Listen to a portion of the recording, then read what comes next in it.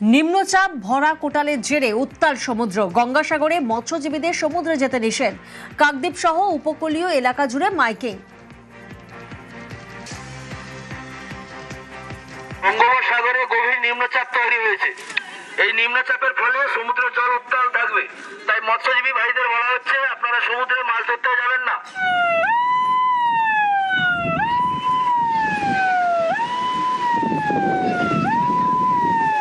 আপনারা সমুদ্রে মাছ ধরতে যাবেন না।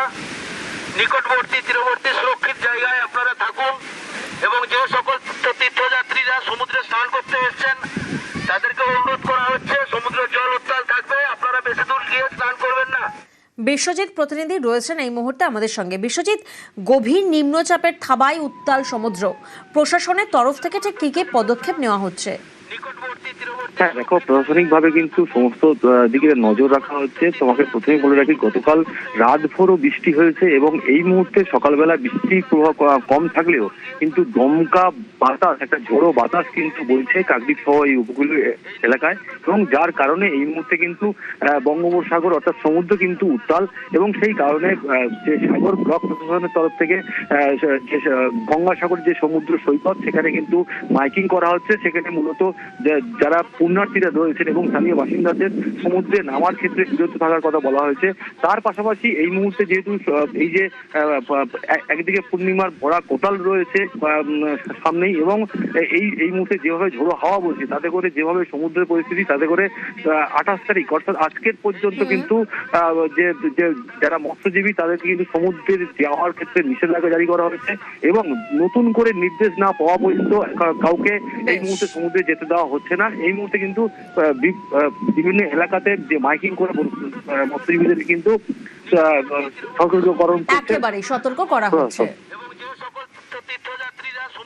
বঙ্গোপসাগর লাগোয়া পশ্চিমবঙ্গ এবং উড়িষ্যায় মানে অতি ঘন নিম্নচাপ একটা তৈরি হয়েছে। সেই জন্য আমাদের মৎস্যজীবীদেরকে সতর্ক করা হয়েছে যে যেন 28 তারিখ পর্যন্ত কোনো ট্রলার সমুদ্রে না থাকে। যারা বাইরে ছিল তাদেরকে ফিরে আসার জন্য জানিয়েছিল। আমরা অলরেডি ওয়্যারলেসের মাধ্যমে তাদের সঙ্গে যোগাযোগ করেছি। সমুদ্র খুবই উত্তাল। আমাদের কাছে যারা মাঝিরা মৎস্যজীবীরা যেটা বললো, প্রায় 14 ফুট 15 ফুট মানে এত উচ্চতায় ঢেউ হচ্ছে।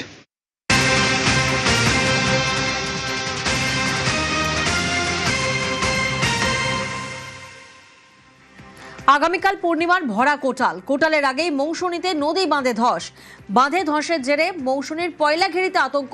চিনাই নদীর বাঁধে পর ধসে আতঙ্ক বাড়ছে। বিশ্বজিৎ প্রতিনিধি আমাদের সঙ্গে রয়েছেন। বিশ্বজিৎ, সেচ দপ্তরের তরফ থেকে কি কি উদ্যোগ নেওয়া হচ্ছে? হ্যাঁ দেখো, এই মুহূর্তে কিন্তু পঞ্চায়েতের তরফ থেকে মৌসুমী যে পঞ্চায়েত রয়েছে, পঞ্চায়েতের তরফ থেকে সেচ দপ্তরের সঙ্গে যোগাযোগ করা হয়েছে। কিন্তু যে পরিস্থিতিটা হয়ে রয়েছে, যে কয়েকদিন যাবৎ যেভাবে বৃষ্টি হয়েছে এবং নদীর জল যেভাবে বাড়া রয়েছে, তাতে করে কিন্তু এই যে মৌসুমী যে পয়লাঘেরি এলাকায় সেখানে যে চিনাই নদী সেখানে কিন্তু ধস নেমেছে, এবং যেটা মান্নার ঘাটে প্রায় 200 মিটার এবং বেড়ার ঘাট সেখানে প্রায় 100 মিটার। একেবারে স্বাভাবিকভাবে এই মুহূর্তে সব থেকে চিন্তার বিষয় হচ্ছে, যেখানে স্থানীয় বাসিন্দারা যেটা জানাচ্ছেন, আগামীকাল অর্থাৎ বুধবার কিন্তু পূর্ণিমা রয়েছে, এবং এই পূর্ণিমার ক্ষেত্রে তুমি জানো স্বাভাবিকভাবে নদী ও সমুদ্রের জল বাড়ে। সেক্ষেত্রে যদি এই তড়িঘড়ি সেচ দপ্তর এই কাজটি যদি না করে, তাহলে কিন্তু কয়েকশো বিঘা চাষের জমি প্লাবিত হবে, এমনটাই কিন্তু যারা গ্রামবাসীরা কিন্তু আশঙ্কা করছেন। এবং তার পাশাপাশি এই বাঁধটি যদি দ্রুততার সঙ্গে যদি না মেরামত করা হয়, আগামী দিনে কিন্তু এই যে মৌসুমী যে পয়লাঘেরি গ্রাম, একেবারে পুরো গ্রাম প্লাবিত হবে, এমনটাই কিন্তু আশঙ্কা করছে। এবং সেই আতঙ্কে কিন্তু মৌসুমী দ্বীপের যে পয়লাঘেরি এলাকার লোক এই মুহূর্তে কিন্তু আতঙ্কে সিটিয়ে রয়েছেন।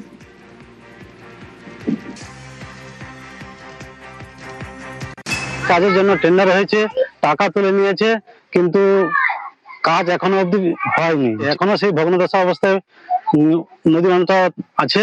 আগে যে সরকার ছিল অনেকবার ওরা কাজের প্রতিশ্রুতি দিয়েও কাজ হয়নি, টাকা তুলে নিয়েছে। এখন 200 মিটার মতন ধস নেমেছে।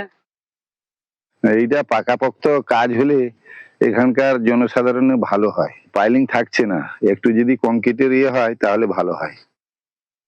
ওটা আমার নজরে আসার সঙ্গে সঙ্গেই আমি ইরিগেশন দপ্তরের সঙ্গে আমি কথা বলেছি। ওনারা যত দ্রুততার সঙ্গে কাজ করবার চেষ্টা করছে। পাকাপোক্ত নদী বাঁধ করবার জন্য ইরিগেশন দপ্তরের সঙ্গে আমি অনেকটা মিটিং করেছি। ওনারা পাকাপোক্ত বাঁধ করবার জন্য আগামী দিনে ওনারাও চেষ্টা করছে।